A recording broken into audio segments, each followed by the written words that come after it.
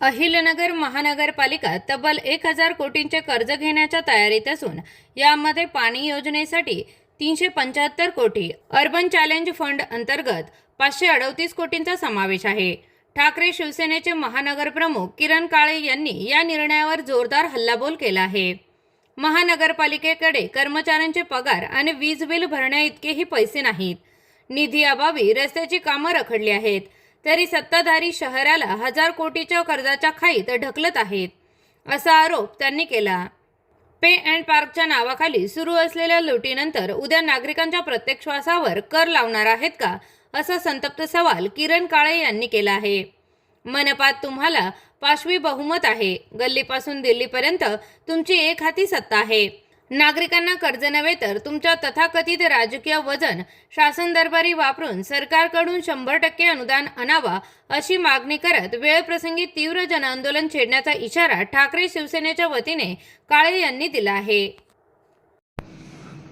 अहिल्यानगर महानगरपालिकेनं थोडं तिडकं नाही तर तब्बल 1000 कोटी रुपयांचं कर्ज काढण्याचा घाट त्या ठिकाणी घातलेला आहे।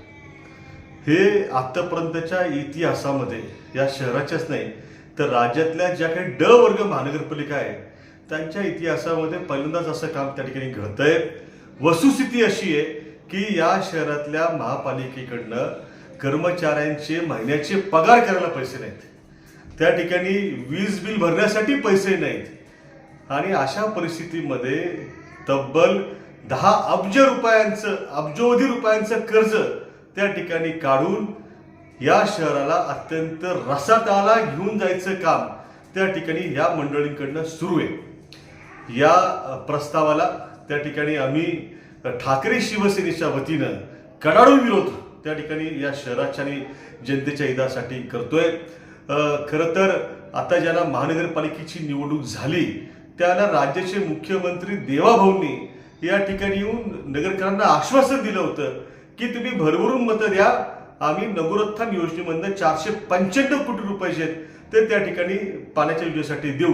प्रत्यक्षामध्ये आतापर्यंत एक छदाम सुद्धा त्या ठिकाणी मिळालेला नाही, आणि आता त्याच कामासाठी त्या ठिकाणी जागतिक बँकेकडून आणि काही वित्तीय संस्थांकडून कर्ज काढण्यासाठी बैठकांचं सत्र जे आहे त्या ठिकाणी सुरू आहे। मुळामध्ये या शहरातल्या पाणी योजनेसाठी, मग ती केडगावची योजना असेल, फेज 2 ची, त्याचबरोबर अमृतची योजना असेल, शेकडो कोटी रुपये यासाठी आतापर्यंत खर्च केले गेले।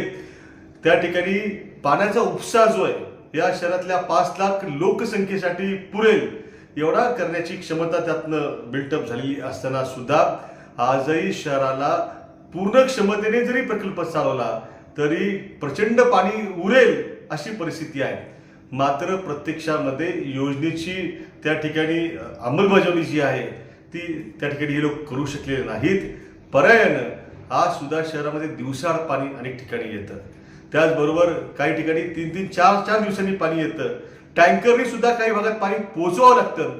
हे अपयश झाकण्यासाठी पुन्हा त्या ठिकाणी 495 कोटींचं कर्ज काढायचं, हा घाट जो आहे तो शहरात त्या ठिकाणी रसातळाला नेणारा आहे।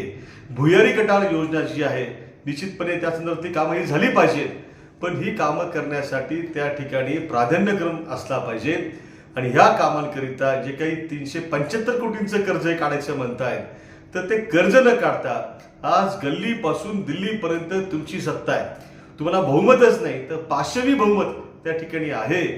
माझं सत्ताधाऱ्यांना आव्हान आहे की तुमचं राजकीय वजन जे आहे ते वजन त्या ठिकाणी खर्च करा, कर्ज नको, आम्हाला 100% अनुदान हे त्या ठिकाणी पाहिजे आहे।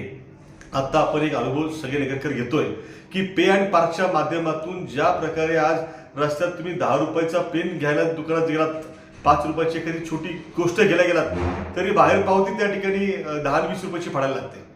मग हे सगळं सुरू असताना उद्या जर हे 1000 कोटी रुपयांचं कर्ज परत फेडण्यासाठी तर पैसे आपल्याकडे नाहीच आहेत, मग अशा परिस्थितीमध्ये उद्या जर त्या ठिकाणी वेगवेगळी टेंडर्स काढली गेली, वेगवेगळे कर, दंड, शुल्क वसुल्या जर लादल्या गेल्या तर नगरकरांनो हे लक्षात घ्या की आपल्या श्वासावरती सुद्धा त्या ठिकाणी उद्या महापालिका टॅक्स लावेल अशी भयानक परिस्थिती त्या ठिकाणी उद्भवू शकते। त्यामुळे आमचा ठाकरे शिवसेनेचा अशा प्रकारे या शहराला खड्ड्यात घालणारा, कर्जबाजारी करणारा आणि आत्मघातकी स्वरूपाचा जो काही निर्णय त्या ठिकाणी हे सत्ताधारी घेऊ पाहतायत त्याला कडाडून विरोध आहे. आम्हाला कर्ज नाही तर 1,000 कोटी रुपयांचं अनुदान जे ते त्या ठिकाणी या शहरासाठी हवं आहे. जर हा घाट तुम्ही बंद नाही केला तर या शहरातील जनतेच्या हितासाठी आणि महानगरपालिका या यंत्रणेच्या संरक्षणासाठी ठाकरे शिवसेना रस्त्यावरती उतरून जन आंदोलन उभं करण्याचं काम त्या ठिकाणी केल्याशिवाय राहणार नाही.